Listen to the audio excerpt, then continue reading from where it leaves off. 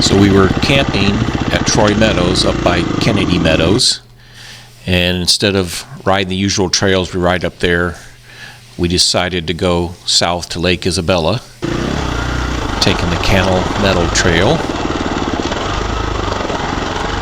It starts at the Sherman Pass Overlook and heads south. The total length is about 24 miles, and it's all single track till you get down about the 1/3 mark, and then you have to get on some fire trails because the single track is closed to hikers only.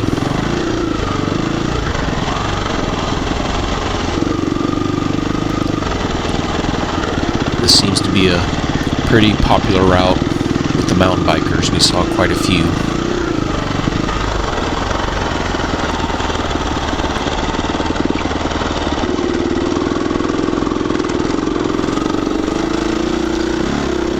The north section of this trail is a real smooth, flowy, nice single track.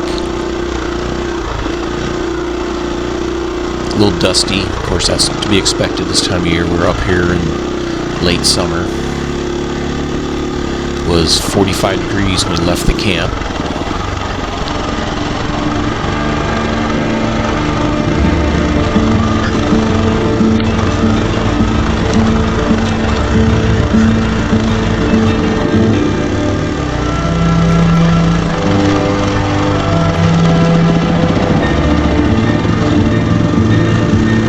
Howdy.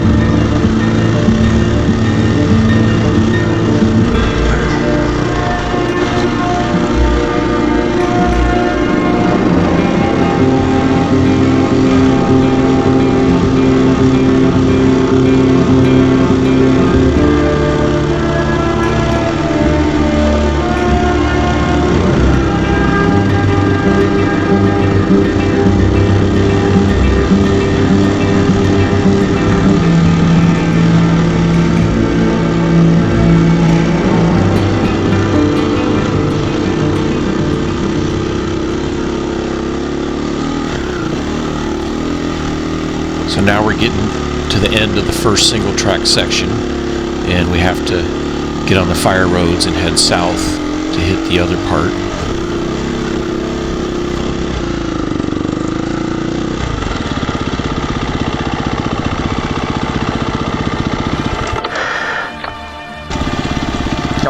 So here we made a wrong turn, so we had to get our bearings and Oh, we're go off the back track a little too. bit and get on the right trail. We weren't off too far. Go off to the right. But it's all single track down there. Would you normally want track up perspective? Yeah. No, track up flat. Flat. Yeah. I was having some problems with my Trail Tech Voyager Pro. It seemed to keep losing power. Ended up fixing it when I got back, and all it was a loose plug. But it did kind of mess us up a little bit on the navigation. So the pink line on the map right there, that marks the beginning of what they call the Cannell Plunge. It's about 8 miles where you lose 5,000 feet in elevation. And it starts to get real hot. We were probably at 100 degrees by the time we got down to the bottom.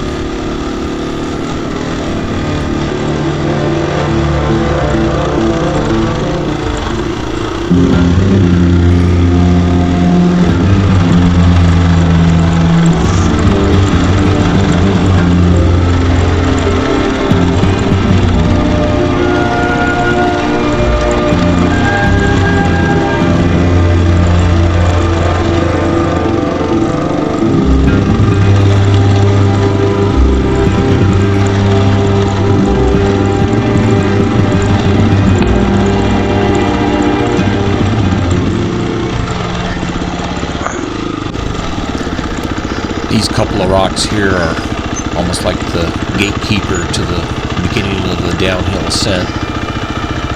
actually got my saddlebag stuck on the rock when I was trying to go through. Took me a second to get it off. I don't think I want to go up this.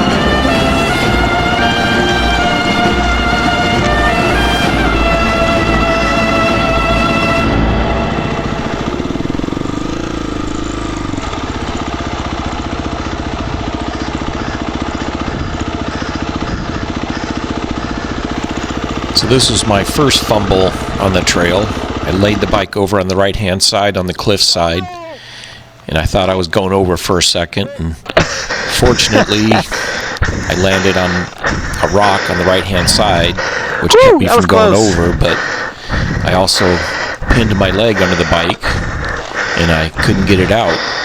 Well, that kind of sucks. I can't get my foot out from underneath the bike. So my friend had to come down and help lift the bike off of me so I could get out from underneath of it. It wasn't even all the way on the ground, just laying over. I did pin my leg pretty good. Later on, I was hobbling around, didn't even know it at the time though.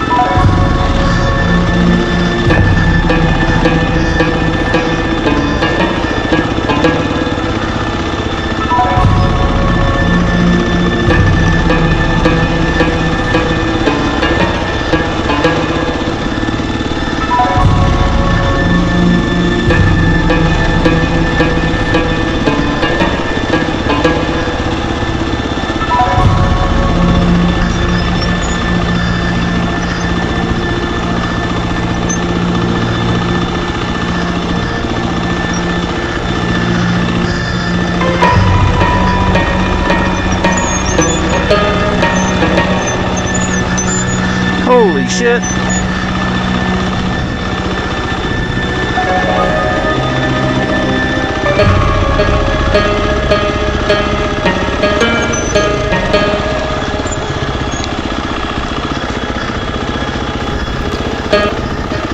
I've ridden on the side of some mountains before, on some little trails cut out on the side of a cliff, but not this much. This was really constant, and it was a majority of this last 8 miles down. It was a nice cliff view. There was a few areas that started to flatten out, and I got happy, thinking, all right, this is going to be easy now, but it would always return back to being on the side of a cliff.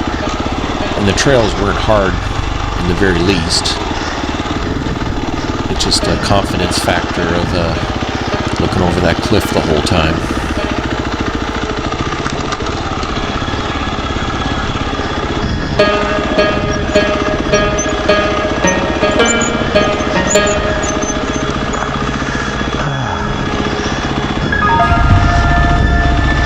Need to find some shade and take a break.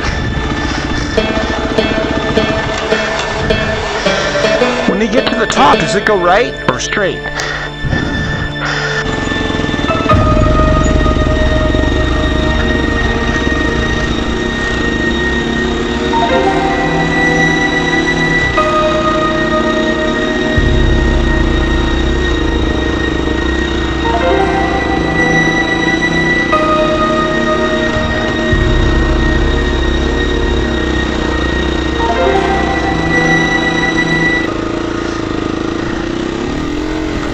right up here I did the number one mistake, and I looked at the obstacle, so of course I ran right into it. Fell Almost over on my made it hit side. that rock. It was pretty easy to get back up and get going again.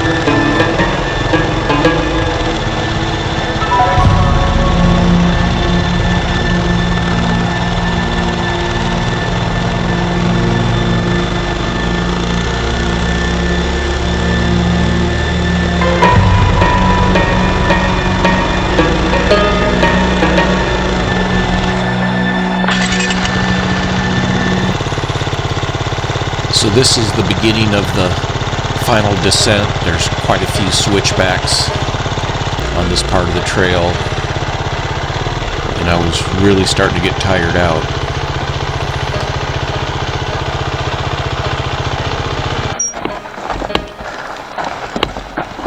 I was starting to get so tired that I just felt like I couldn't control the bike anymore. I'd go for a little ways and then stop and try to gather myself back up, but it just kept getting worse and worse. Okay, thanks. Had some mountain bikes pass me.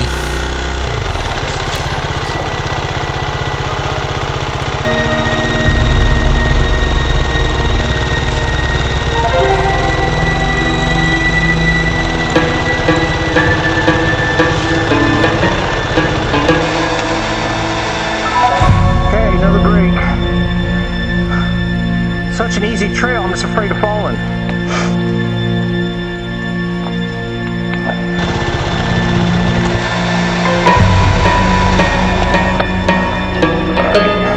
Oh, this is a killer for me. How do you guys get back up? A car? Yeah, that's one way to do it. What we do is a full shuttle. Yeah. We'll have someone drive us up there. Yep. Oh, okay. But there's two guys behind me that they actually drove their cars, so that when they get down, they got. Oh, you can't do.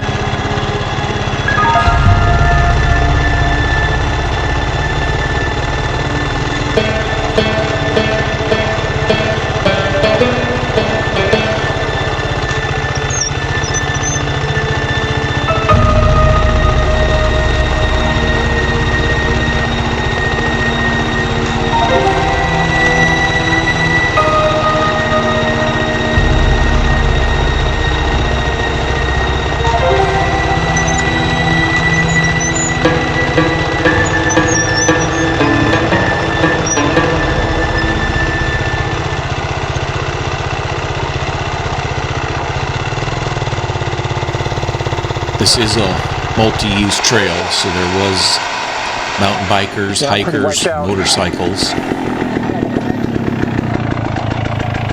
Goodbye. So this is where things started to go wrong, right before all these little switchbacks.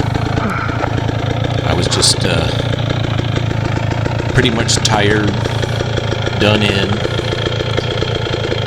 and Thank you. I was getting to a point where I didn't know what to do. I took off my gear, finished off the little bit of water I had left.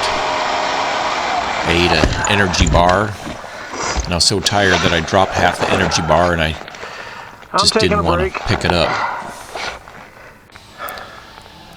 I was starting to think to myself, if I have to, I can use my Zoleo satellite communicator, and I can call somebody to come up and get me, but I don't know how that would even work.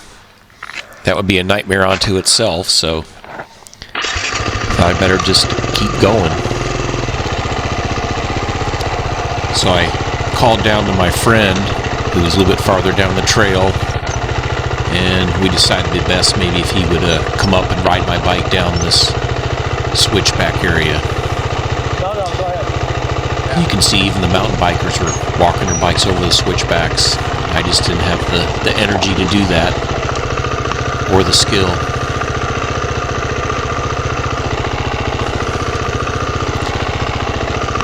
So while he rode my bike, I started walking down the hill.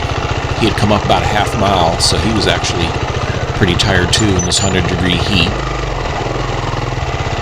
Oh, you guys are good. Good dude walking down. Yeah, he's done. I got my bike down below. Oh, you came up to take his down? Yeah. Yeah. Trade him? That's what I said. I already called it. Got some good riders here if you want to. If you want to put him on your back and ride down, that'd be awesome. What about the bike though? Yeah. There's still a bike issue. Another day.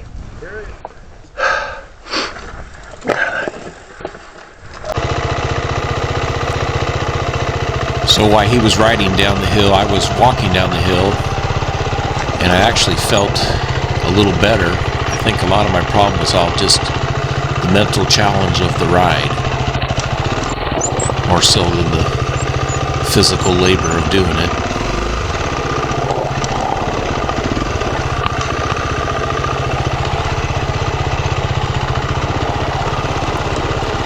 I've ridden harder trails without much problem. This one just really took a toll on me.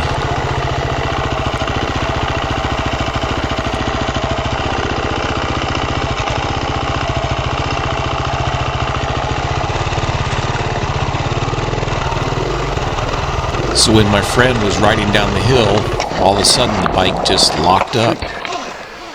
And what had ended up happening is my jersey, I had stuffed it in my saddlebag, and it was only in there halfway. It fell out, wrapped around the chain, and took the chain off and locked up the back tire. So by this time, he was dead tired.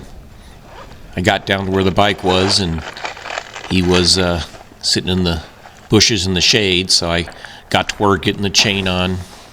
I could hardly hang on to anything. I was dropping nuts and bolts and losing stuff and finding tools, and finally got it back on, and I rode it the rest of the way down the hill, where we stopped and rested for a little while, and then I seemed to get my energy back, and we proceeded down the last section of the trail, finally making it to the end.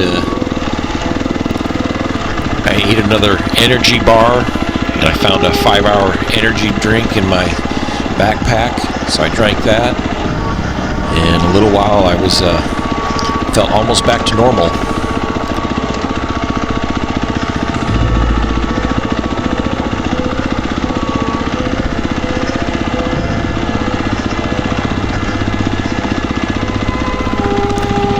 So another thing I was doing wrong is I wasn't looking at the trail. I was looking around and not concentrating. So once I started doing that, it really helped a lot.